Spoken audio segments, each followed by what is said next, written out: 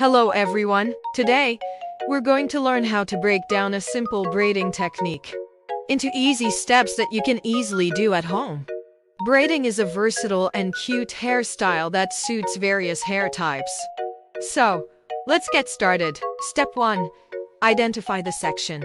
First, decide which part of your hair you want to start with.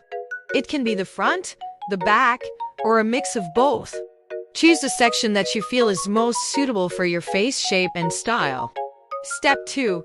Divide the section into 3 parts. Now, divide the chosen section into 3 equal parts horizontally. Using a comb, carefully pick up each strand on the comb, leaving a small gap between each strand. Step 3. Create a loose French braid. Starting from the left side, create a loose French braid by taking 3 strands from the bottom part and placing them over the 2 strands from the middle part. Secure the braid at the end with a bobby pin if needed. Repeat the process on the right side. Step 4. Connect the left and right braids. Now, connect the left and right braids by taking a strand from the bottom of the left braid and placing it over the top strand of the right braid. Secure it with a bobby pin if needed. Repeat this step for all the connections until you reach the end of the braid. Step 5. Finishing touches.